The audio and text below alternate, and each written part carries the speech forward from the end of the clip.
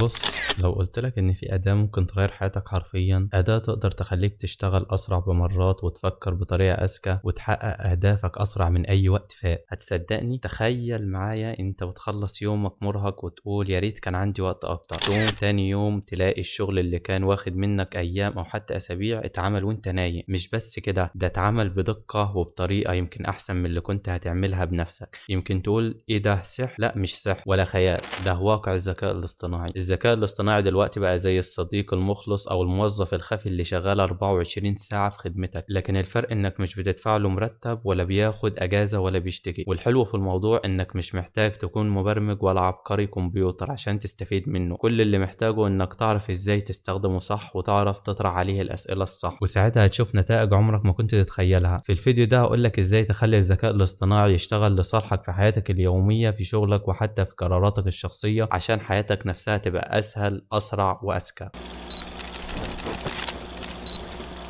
قبل ما أقولك إزاي تستفيد من الذكاء الاصطناعي لازم نفهم مع بعض هو إيه أصلا. ببساطة تخيل إن عندك عقل إلكتروني ضخم مش بس بيخزن معلومات زي الكمبيوتر العادي، لأ، ده عقل بيقدر يتعلم من نفسه، يفكر، يحلل وياخد قرارات، والأهم إنه بيرد عليك وبيتعامل معاك كأنه بني آدم حقيقي. تخيل كمان إن العقل ده فاكر كل حاجة، بيعرف يربط بين الأفكار وبيفهمك أنت شخصيا مع الوقت، لدرجة إنه ممكن يعرف أسلوبك، طريقتك وحتى تفضيلاتك، ويبدأ يشتغل معاك وكأنكم فريق واحد. وده هو جوهر الذكاء الاصطناعي، مش مجرد برنامج لكنه أداة ذكية بتتطور كل يوم وبتفتح لك أبواب جديدة ما كانتش موجودة قبل كده. ليه تضيع وقتك في كتابة جداول ومراجعة مواعيد وانت ممكن تخلي الذكاء الاصطناعي يعمل ده عنك في ثواني؟ في ادوات قوية زي نوشن اي اي، شات جي بي تي، وموشن. كل اللي عليك انك تقول لها جدولك وهي هترتبه لك بشكل مثالي وتضيف لك تذكيرات وحتى تحط الاولويات حسب احتياجاتك. تخيل انت طالب وعندك 5 مواد وكل مادة محتاجة مذاكرة ومش عارف تبدأ منين. بدل ما تقعد تضيع ساعتين في التفكير، تكتب له رتب لي جدول المذاكرة يناسب وقتي، عندي 3 ساعات في اليوم وامتحاناتي بعد شهر، وفي ثواني هيديك خطة يومية موزعة بالأيام والساعات، وحتى يقترح لك أوقات راحة بين المذاكرة. ولو أنت موظف ممكن تقول له عندي اجتماع الساعة 10 وعايز أخلص تقريرين قبل نهاية اليوم، رتب لي يومي. هتلاقيه بيعمل لك جدول تفصيلي يحط فيها أوقات الاجتماعات، الشغل العميق، وحتى فترات الراحة عشان تحافظ على إنتاجياتك. الفكرة هنا مش إنك كسول، الفكرة إنك تسيب الشغل الروتيني الممل للذكاء الاصطناعي وتحتفظ بوقتك وطاقة عقلك للحاجات اللي فعلا بتهمك. تخيل كده انك تقدر تتعلم اي مهارة جديدة في نص الوقت اللي كنت محتاجه قبل كده. مش بس كده، ده كمان باسلوب يناسبك انت شخصيا. عايز تتعلم فوتوشوب؟ بدل ما تضيع وقتك في البحث عن كورسات ومش عارف تبدأ منين، تروح تقول للذكاء الاصطناعي اعمل لي خطة تعلم فوتوشوب لمدة 30 يوم مع تمارين عملية ومصادر فيديو مجانية. هيبدأ يديك خطة يوم بيوم، يحدد لك ايه تتعلم في كل مرة، ويحط لك روابط الفيديوهات او المقالات، وحتى يقترح لك مشاريع صغيرة تطبق عليها. ولو نفسك تتعلم لغة جديدة زي الانجليزي او الاسباني، تقول له علمني الانجليزي باسلوب حواري واديني جمل استخدمها في حياتي اليومية. هيبقى كأنه مدرس خاص معاك 24 ساعة، يسألك، يصحح لك الاخطاء، ويشرح لك المعاني بطريقة بسيطة. حتى المهارات اللي محتاجة تدريب عملي زي التصوير، البرمجة او المونتاج، الذكاء الاصطناعي ممكن يبني لك خطة فيها تمارين عملية وتحديات تحفزك، ويحط لك تقييم اسبوع عشان تعرف انت بتتقدم ولا لا. يعني بدل ما تتشتت بين مئات المصادر، هو بيرسم لك طريق مختصر واضح وسهل تمشي عليه، وده يخليك توصل لهدفك أسرع بكتير.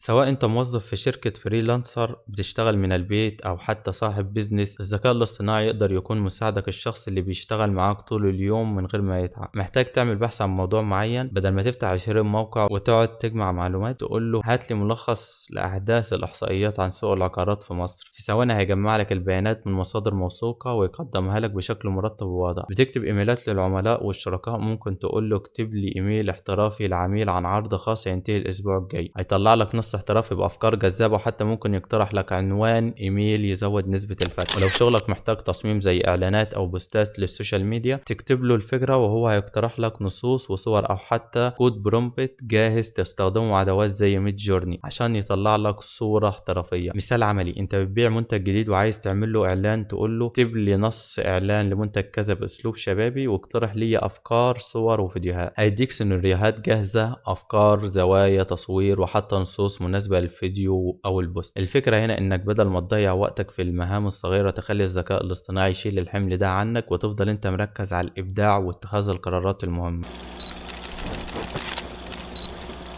الذكاء الاصطناعي مش بس أداة شغل أو تنظيم وقت، ده كمان شريك إبداعي يقدر يخليك تنتج أفكار وابتكارات عمرك ما كنت هتوصل لها لوحدك. لو بتحب الكتابة ممكن تستخدمه عشان يساعدك تبني قصة، يطور شخصيات روايتك، أو حتى يقترح لك نهاية غير متوقعة. في كتاب عالميين بدأوا يعتمدوا عليه كمصدر إلهام لما يحسوا إنهم واقفين ومش قادرين يكملوا. ولو أنت فنان أو بتحب الرسم والتصميم، فيها أدوات زي ميد جورني تقدر تحول أي فكرة في دماغك لصورة أو لوحة فنية احترافية خلال ثواني. وفي فنانين بيستخدموا الذكاء الاصطناعي مش عشان يرسم بدلهم، لكن عشان يفتح لهم أفكار جديدة ما كانتش على بالهم. حتى لو مش فنان، الإبداع مش مقتصر على الفن، ممكن تستخدمه في حياتك اليومية، زي ابتكار أفكار جديدة لمشاريعك، تصميم شعار مميز لبزنسك، كتابة محتوى مميز للسوشيال ميديا، إنشاء أفكار لهدايا مبتكرة لأصحابك أو لعيلتك. تخيل مثلا إنك صاحب مشروع صغير وعايز تعمل حملة تسويقية، تقول له اقترح لي 5 أفكار تسويقية مبتكرة لمنتج كذا بأسلوب يخلي الناس تتكلم عنه. هيديك أفكار من خارج الصندوق ممكن تغير شكل شغلك بالكامل. الذكاء الاصطناعي هنا مش بيقلل من إبداعك، بالعكس هو بيضاعفه وبيفتح لك طرق جديدة للتفكير ما كانتش متاحة قبل كده.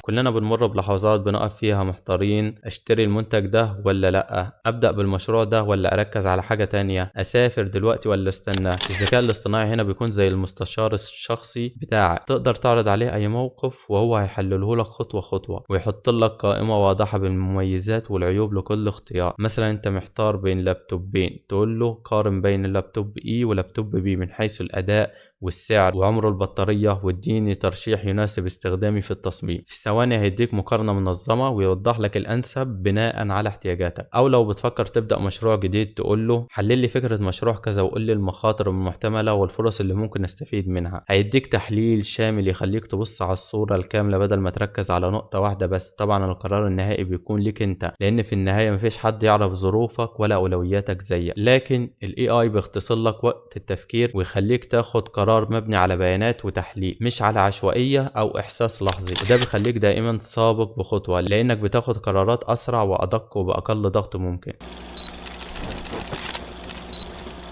حتى في الأوقات اللي بتحس فيها بالإحباط أو لما تحس إنك واقف مكانك ومش قادر تكمل، الذكاء الاصطناعي ممكن يلعب دور المدرب الشخصي اللي بيقف جنبك ويشجعك ترجع للطريق الصح. ممكن ببساطة تكتب له حفزني، أنا حاسس إني فقدت الحماس للشغل، فتلاقيه بيرد عليك بكلمات قوية، جمل ملهمة، وخطط بسيطة تعيدك للطريق وتخليك تشوف هدفك من زاوية جديدة. لو عندك هدف كبير زي إنك تخلص كورس أو تنزل وزنك أو تبدأ مشروع، ممكن تقول له اديني خطة تحفيزية لمدة أسبوع مع مهام صغيرة يومية وأقوال تشجيعية. هيديك جدول واضح، وفي كل يوم يضيف لك رسالة تشجيعية تخليك تحس إنك مش لوحدك في الرحلة. في ناس حتى بتستخدمه كشريك تحدي، يعني كل يوم يكتبوا له انجازاتهم الصغيره وهو يشجعهم ويقترح لهم خطوات لليوم اللي بعده. الجميل في الموضوع انك مش بتاخد تحفيز عشوائي، لا ده بيكون مخصص ليك انت حسب اسلوبك وطريقتك واهدافك، عشان كل كلمه تحس بيها وتلمسك فعلا. وده بيخليك دايما في حاله استعداد حتى لو الدنيا وقفت في وشك.